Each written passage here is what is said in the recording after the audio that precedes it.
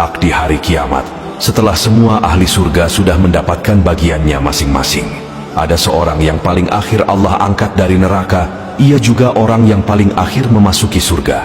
Kira-kira apa yang akan ia dapatkan dari sisa-sisa surga? Berikut penuturan lengkapnya dari Rasulullah.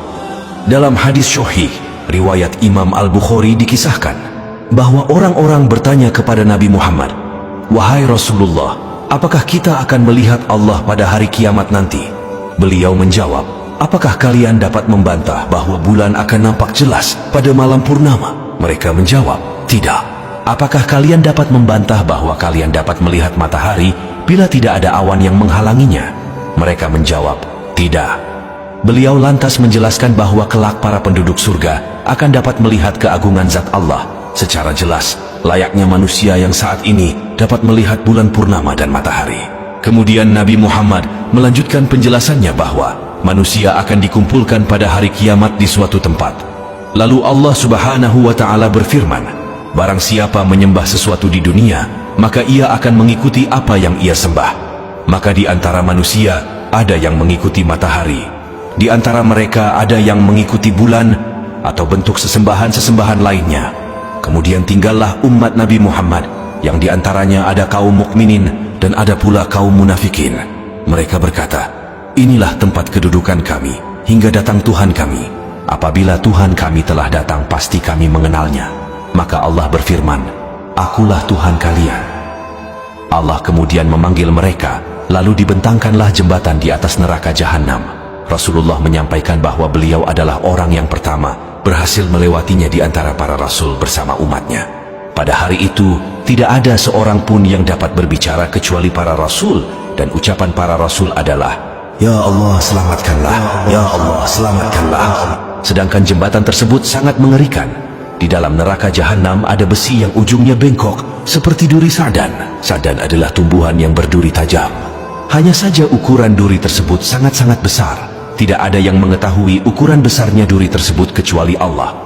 Duri tersebut akan menusuk manusia ketika melewati jembatan yang membentang di atas Jahannam. Duri itu menusuk berdasarkan amal-amal mereka. Di antara mereka ada yang dikoyak-koyak hingga binasa disebabkan amalnya.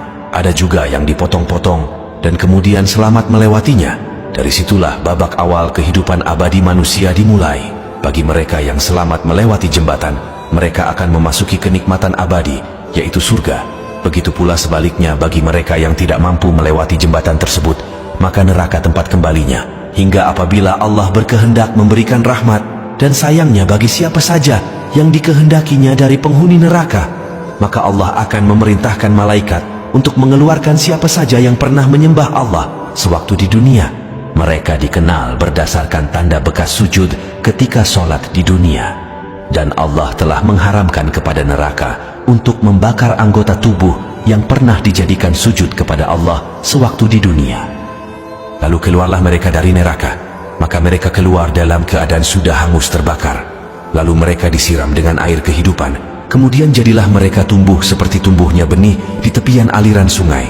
Setelah hampir semua manusia yang pernah sujud sewaktu di dunia, Allah angkat dari neraka dan dimasukkan ke surga. Maka tinggal hanya seorang yang berada antara surga dan neraka. Dia adalah orang terakhir yang memasuki surga setelah melewati siksa neraka.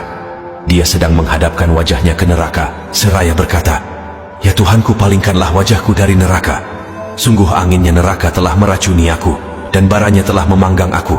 Lalu Allah bertanya, "Seandainya dikabulkan permohonannya, apakah ia tidak akan meminta yang lain lagi?"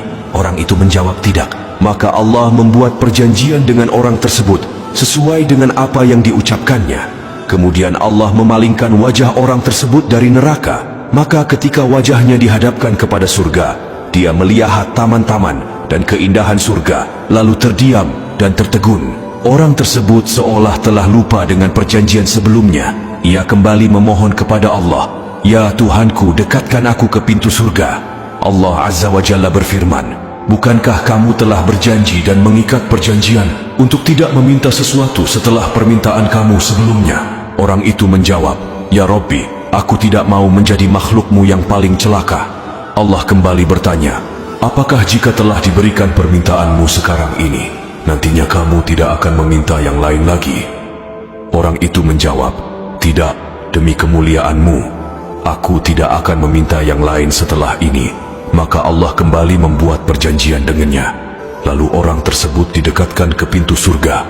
Maka manakala orang itu sudah sampai di pintu surga, dia melihat keindahan surga dan taman-taman yang hijau serta kegembiraan yang terdapat di dalamnya. Orang itu terdiam dan tertegun.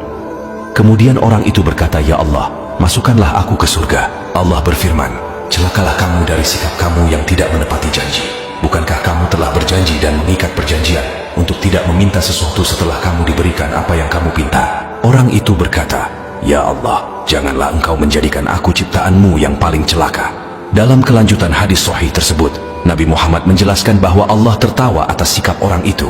Sebagai catatan, kita hanya wajib mengimani kejadian tersebut tanpa diperbolehkan untuk menanyakan atau membayangkan bagaimana tertawanya Allah. Kemudian Allah mengizinkan orang itu memasuki surga. Setelah itu Allah berfirman, "Bayangkanlah."